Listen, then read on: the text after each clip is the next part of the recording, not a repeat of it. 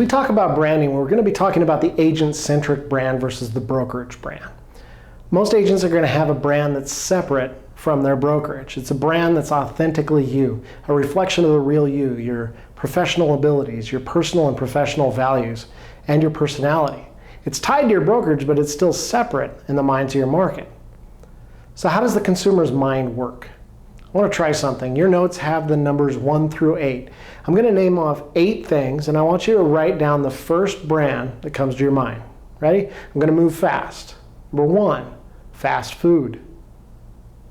2, discount retailer. 3, soft drink. Just write fast. Coffee house.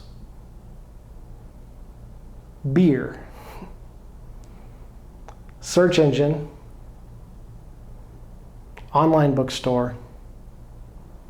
Realtor. I want to check answers here. For fast food, I have McDonald's. For discount retailer, I have Walmart. For soft drink, I have Coca-Cola. For coffee house, I have Starbucks. For beer, I have Budweiser. Search engine, I have Google. Online bookstore, I have Amazon. For realtor, it's a freebie. I put your name there. Most people are going to answer most of those like that. Now, Pepsi wishes more people would say Pepsi. Burger King would rather be named. But the power of branding is those brands have been imprinted. Imprinting a brand, it means that in the minds of your market, the brand equals the category. When people think of a soft drink, they say Coke. There's places in the country where you may walk right up to a Pepsi machine and people still call it a Coke machine. And we've seen that on a big scale too with other brands. And think about facial tissue. We call it Kleenex even if Kimberly-Clark didn't make it. If people have clear tape, they call it Scotch tape even though it may not have been made by 3M. And there's a reason for that. It comes down to basic psychology. Ivan Pavlov won the Nobel Prize for playing with drooling dogs. He did studies where he discovered that the dogs drooled before they were given food, and he coincided giving food with ringing a bell, and he was able to later control their salivary glands based on ringing a bell. They expected food. Well, those of us in marketing picked up on the same concept, and now we control the minds of those people that we try to reach. We do. Marketers learned about reticular activators from Pavlov. Reticular activators are sensual stimuli. They're things like visual elements, smells, sounds, tastes, things that instantly remind us of something we've experienced in the past. I don't know if you've ever smelled something and thought back to 3rd grade or heard a song on the radio and instantly thought back to a high school dance. There's other things too. There's words that advertisers will put in their commercials and ads and visuals.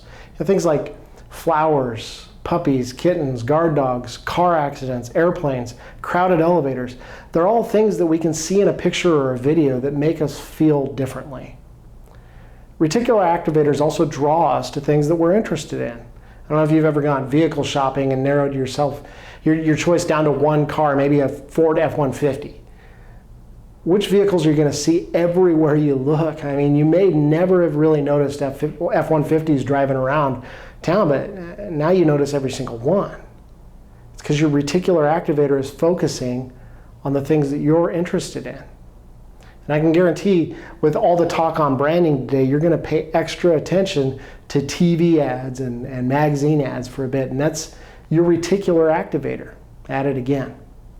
You know, when I think about a reticular activation, and the thing that sticks close to me is the idea of Coke in a glass. I was raised in a family, we didn't have a lot of sugar. A lot of us are hypoglycemic, and so I was raised on diet soda. And so Diet Coke has always been my drink. I'd go over to Grandma's house, and Grandma was a little bit different. Grandma always had the regular stuff. We'd go over there after church, and she'd have those 2-liter bottles, and you'd get Coca-Cola. And would you like something to drink? I said, yeah, Grandma. And so she'd go get a glass, put ice in it, and pour in some Coca-Cola. Now, if I go to a restaurant today, decades later, and I ask for a Diet Coke, and the waiter or waitress comes out with a glass with ice in it, filled, instead of with my delicious nectar of Diet Coke, they put regular Coke in there.